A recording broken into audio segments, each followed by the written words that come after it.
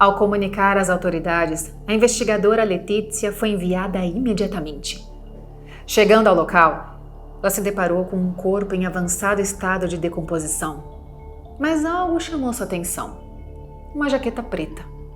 A mesma que Yara Gambirazzi usava no dia em que desapareceu. Conforme a equipe forense analisava a cena, outros objetos pessoais de Yara foram encontrados. A chave de sua casa, o cartão SIM e até a bateria do celular.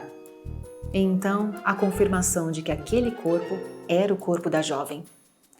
A autópsia, conduzida pela renomada patologista Cristina Catanel, revelou detalhes ainda mais sombrios. Havia vestígios de cal nas vias respiratórias de Yara e fibras de juta, um material comumente usado na fabricação de cordas, em seu corpo. Não havia sinais de abuso sexual, embora seu sutiã tivesse sido encontrado solto e sua calcinha rasgada na lateral, um detalhe que aumentava o mistério. O corpo de Yara apresentava vários ferimentos. O mais grave deles estava na cabeça, mas surpreendentemente, nenhum desses ferimentos foi suficiente para causar sua morte. Yara foi deixada naquele campo ainda viva, e o que tirou sua vida foi o frio intenso e debilidade do seu corpo. Ao lado dela foi encontrado grama, como se, em seus últimos momentos, ela tivesse tentado se arrastar, agarrando-se desesperadamente ao chão.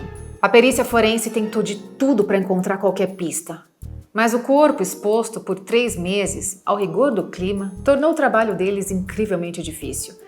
A única pista era o pó de cal e as fibras de juta, levando os investigadores a acreditar que o assassino poderia estar ligado à construção civil, talvez um pedreiro. Ainda assim, havia algo mais. Ao analisarem minuciosamente os objetos encontrados, 2 amostras de DNA surgiram.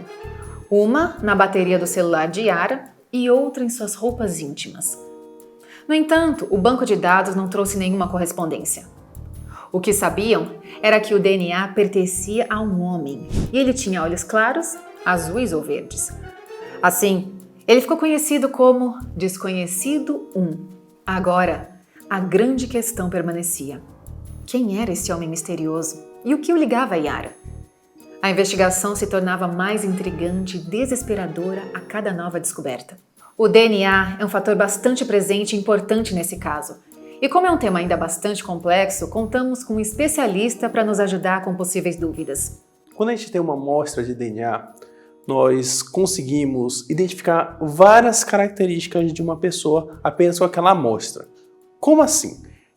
Se a gente tem uma amostra, por exemplo, de sêmen, de sangue ou de saliva, principalmente, a gente consegue extrair o DNA daquela amostra e depois disso nós conseguimos identificar a partir de marcadores genéticos algumas informações. A mais simples dela é o sexo. Saber se aquele material genético é de um homem ou de uma mulher é muito mais fácil, porque a gente avalia principalmente alguns cromossomos, dentre eles a presença do cromossomo Y. Já características multifatoriais, como cor dos olhos, cor do cabelo, ou até mesmo cor da pele, são informações um pouco mais difíceis de se obter a partir de amostras de sangue, saliva ou até mesmo sêmen. Por quê? Porque são heranças multifatoriais. Eu tenho um pouco de genética e muito de meio ambiente envolvido para poder determinar aquela característica. Então, quando a gente fala em análise forense de material biológico, a gente tem sim alguns objetivos, como acabamos de falar sobre determinação de sexo, por exemplo, mas não dá para a gente saber tudo sobre o indivíduo a partir daquela amostra.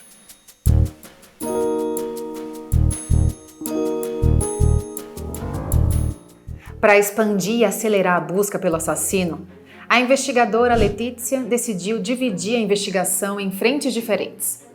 A polícia italiana começou a coletar DNA de todos os familiares, amigos, vizinhos da Yara e também das pessoas que frequentavam o ginásio onde ela treinava.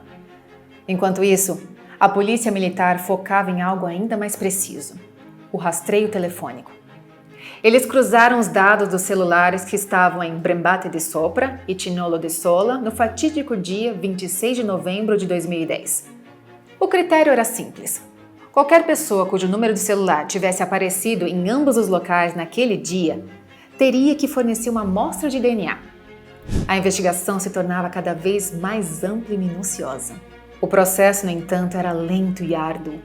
Os geneticistas de laboratório em Parma, Pávia e Roma precisavam de, no mínimo, 6 horas para transformar cada pequena amostra de DNA encontrada no local do crime em algo que pudesse ser lido e comparado no banco de dados. Esse tempo somado, além do alto custo das operações, faz dessa investigação uma das caçadas mais caras e complexas da história italiana. O funeral da jovem ocorreu no final de maio de 2011, no próprio ginásio onde ela treinava. Do lado de fora, um telão foi montado para exibir as imagens da cerimônia, e centenas de pessoas acompanharam. Com o avançar da investigação, diversos DNAs foram coletados. A área ao redor de onde Yara vivia e onde foi encontrada era vasta, o que significava que muitas pessoas precisariam ser testadas. O tempo de análise aumentava e, com ele, a frustração. Percebendo que essa abordagem levaria muito mais tempo do que o esperado, os investigadores mudaram de estratégia. Começaram a focar apenas no cromossomo Y, uma parte do DNA transmitida exclusivamente pelo lado paterno. Talvez essa nova pista pudesse finalmente levar ao desconhecido 1 e encerrar o mistério. O nosso material genético ele é distribuído da seguinte maneira. O nosso DNA ele é compactado em cromossomos. E esses cromossomos eles são numerados de 1 até o número 22 e temos os cromossomos sexuais, o cromossomo X e o cromossomo Y. A mulher tem 2 cromossomos X. Já o homem tem um cromossomo X e um Y. Por quê? O cromossomo Y ele é importantíssimo para a determinação sexual, porque nele existe uma região um gene chamado SRY que determina o sexo. Ou seja, aí que está a grande questão. A presença desse gene SRY no cromossomo Y determina que aquela gônada que antes ia ser indiferenciada vire vagina ou vire pênis com testículo.